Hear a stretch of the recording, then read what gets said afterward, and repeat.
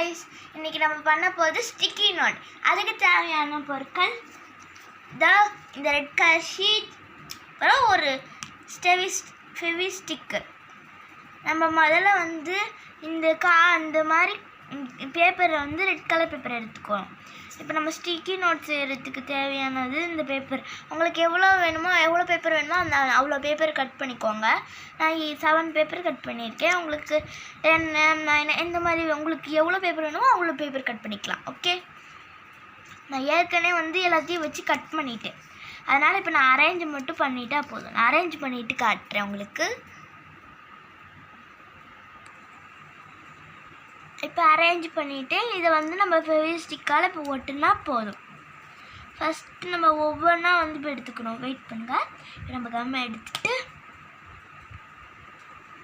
நான் ஏற்கனவே இது செஞ்சுருக்கேன். க்ரீன் கலர் ஒன்று, ப்ளூ கலர், அப்புறம் எல்லோ கலர்.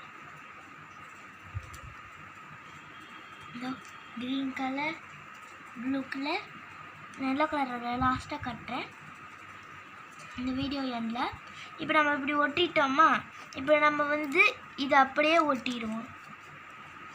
இங்கே ஒட்டினா கேட்பீங்க, இப்போ நம்ம ஒட்டிட்டோம், இப்போ எப்படி அது பிச்சு எடுக்கிறதுன்னு. இப்போ நம்ம காஞ்சதுக்கப்புறம் பிச்சு எடுத்துகிட்டு அப்படியே நார்மலாக இதை வச்சு ஒட்டிட்டோன்னா ஹெவி இது மாதிரியே வந்துடும், ஸ்டிக்கி நோட் மாதிரியே. இப்போ எல்லாத்தையும் ஒட்டி முடிச்சுட்டு உங்களுக்கு காட்டுறேன். ஸ்டிக்கி நோட் செஞ்சுட்டேன். அவ்வளோதான், நம்ம ஸ்டிக்கி நோட் ரெடி. இப்போ நம்ம செஞ்சு முடிச்சுட்டு எடுத்து ஒட்டுறோன்னா ஒட்டிக்கலாம். அதே இப்போ பாருங்களேன், இது நம்ம வச்சிடலாம். இந்த க்ரீன் கலர் பாருங்கள், இப்படி ஒட்டிக்கிச்சு. இதுலேயே நம்ம ஃபெவி ஸ்டிக் போட்டு ஒட்டிட்டு இப்படி ஒட்டிக்கலாம். அழகாக ஒட்டிக்கும். நீங்கள் மறுபடியும் உங்களுக்கு அது வேணான்னு சொல்லிட்டு பிச்சுக்கலாம். நீங்கள் பிச்சுட்டு கூட மறுபடியும் இதிலே கூட ஒட்டிக்கலாம். உங்களுக்கு வேணும்னா நீங்கள் டிசைன் போட்டுக்கலாம். இந்த மாதிரி இதில் ஏதாச்சும் ஹார்ட் டிசைனு அது மாதிரி ஏதாச்சும் போட்டுக்கலாம். இங்கே இருப்போம்.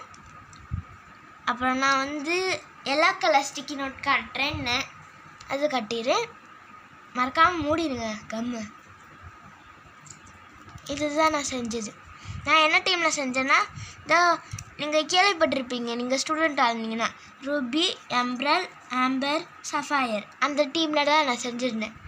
உங்களுக்கு தெரியலன்னா தெரிஞ்சுக்கோங்க. நான் சொல்லி தெரிஞ்சிச்சுன்னா மறக்காமல் லைக் பண்ணிடுங்க.